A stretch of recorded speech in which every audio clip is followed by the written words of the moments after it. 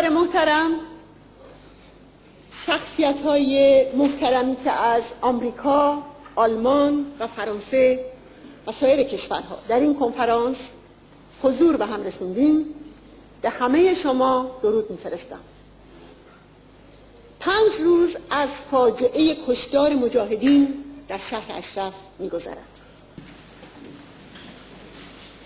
در مورد آخرین وقایع اشرف باید به اطلاع شما برسونم تا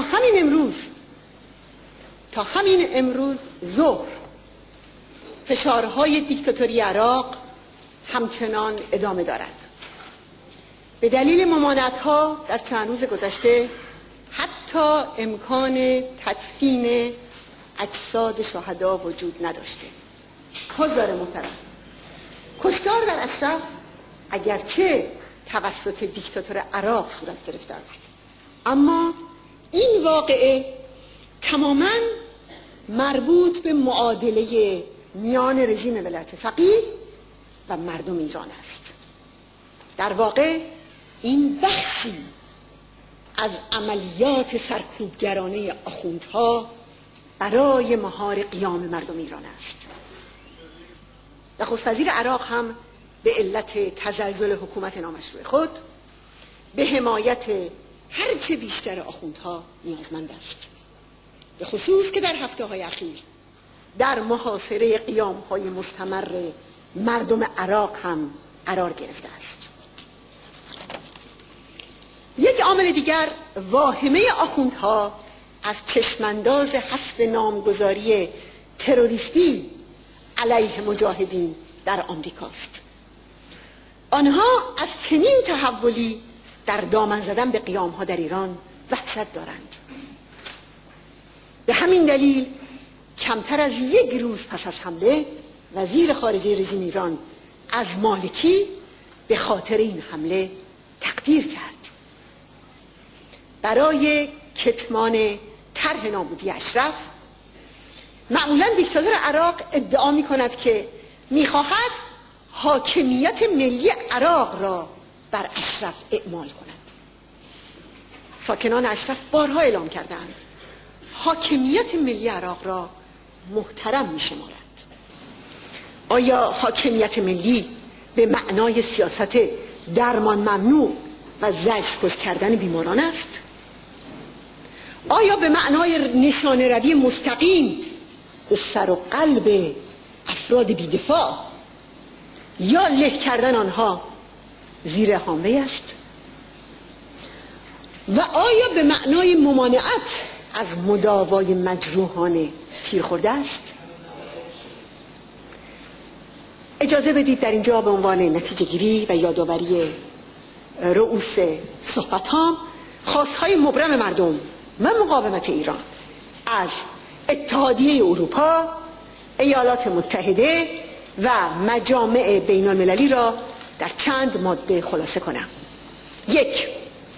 تعیین یک هیئت بین المللی حقیقتیاب و تحقیق درباره حمله نیروهای تحت امر مالکی به اشرف از سوی شورای امنیت ملل متحد و باز کردن درب اشرف به روی ناظران مستقل بین المللی.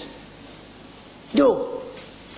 از سرگیری حفاظت اشرف توسط دولت آمریکا و استقرار دائمی هیئت ناظران ملل متحد در اشرف برای ممانعت از اجرای طرح قتل عام ساکنان اشرف توسط رژیم آخوندها و دیکتاتوری عراق جدید. 3. بیرون کشیدن قوای سرکوبگر عراقی از اشرف و لغو محاصره ضد انسانی 28 ماهه آن. 4. محکومیت کشتار 19 فروردین به عنوان جنایت علیه بشریت و جنایت جنگی از سوی دولت‌های غرب و دخالت فعال برای تضمین عدم تکرار آن. 5. حذف نامگذاری تروریستی علیه مجاهدین در آمریکا که اکنون مهمترین مجوز کشتار ساکنان اشرف و زندانیان سیاسی توسط فاشیسم مذهبی است. And that's the subject that I want to address today, is change, because it's obvious we need change in a number of areas. We need change in the current Iranian regime. We need change in terms of the conditions at Camp Ashraf. And we need change in terms of the actions that are being taken by the United Nations as well as my own country, the United States. In Iran today, compounding the issue is the fact that in the United States we have the MEK on the Foreign Terrorist Organization list. That weakens the MEK's ability to lead this resistance movement to try to change the regime. The MEK should be removed from the FTO list today. And that Maliki is nothing more, his regime is nothing more than a puppet for the current Iranian regime. We need to honor the commitment that we made to those residents at Camp Ashraf. I enjoin President Obama, Secretaries Clinton and Gates to take up arms every day. Every hour that the MEK remains on the FTO list means that more lives can potentially be lost. We must end the attacks and the inhumane treatment of the residents at Camp Ashraf. We must stop the blockade, especially the medical blockade. We must get the loudspeakers removed and stop this heinous psychological torture of the Ashraf residents. These are clear cases of crimes against humanity, and our silence and inaction gives tacit approval to the Maliki government.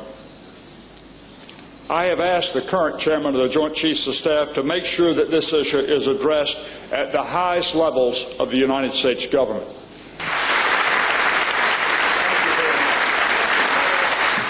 Madam Rajavi, to the people of Iran and Camp Ashraf, as an American citizen, I want to apologize on behalf of any implication that my government gave to this brutal attack. More importantly, most importantly, thousands of young American lives were laid down in the cause of freedom. For what? To give us Nouri al-Maliki, a tool of the Iranian mullahs, to slaughter and kill residents of Camp Ashraf? No way!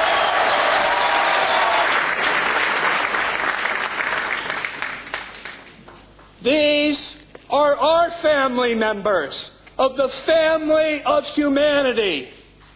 These are not just Ashrafi casualties. These are casualties of our world today that looks the other way while people, innocent people, are getting killed in the name of a sovereign government that says that it is a free government. Nouri al-Maliki, the blood of these martyrs is on your hands. You need to be prosecuted at the International Criminal Court against crimes of humanity. What makes today so different than other times in history is that we can't look the other way and say we didn't see it. We just saw it on that video. We are witnessing it, and that makes us responsible. Because if you witness it, you're responsible for doing something about it.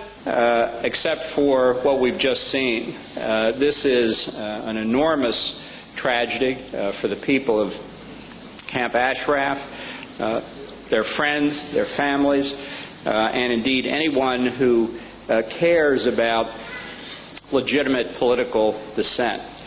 Twice in the past 2 years, military forces of the government of Iraq have attacked Camp Ashraf. This is not even close to fulfilling their obligations. Moreover, in this recent attack, they said that they were engaged in trying to resolve a property dispute. Now, that's the line they put out to the gullible Western press. Not even in the Wild West were property disputes resolved the way that you've just seen. This is utterly unacceptable. It will continue to be squeezed until the United States takes the MEK off of the foreign terrorist list. This is the formal and flawed justification the Iraqis use to attack, maim, kill, refuse exit, refuse medical care, and all the other inconceivable horrors and tragedies occurring at Camp Ashraf. This terrorist listing must be stopped.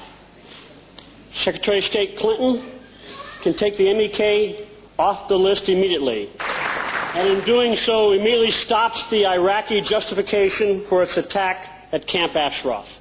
It must be done. To join you in sending a loud wake-up call, a strong and powerful message to the leaders of the European Union and its member states that they are no longer allowed to ignore the scandalous realities of Camp Ashraf. I call upon the leaders of the European Union and the 27 member states of the European Union to make Camp Ashraf a foreign policy issue of the European Union of the highest priority. And we're conscious that they watch and listen to us as we speak here long into the afternoon. Your courage, your commitment, your incredible sacrifice is pushing the regime in Iran over the cliff. The regime is not acting through whatever surrogates it's managed to now compromise in the government of Iraq because it's desperate. Because more than UNAM, more than the United States Armed Forces, more than NATO, they are most terrified about all of you in this room and the freedom that you represent. The second message is to the regime in Iran and its surrogates, some of whom we witnessed today, aiming and hunting and murderously cutting down unarmed civilians.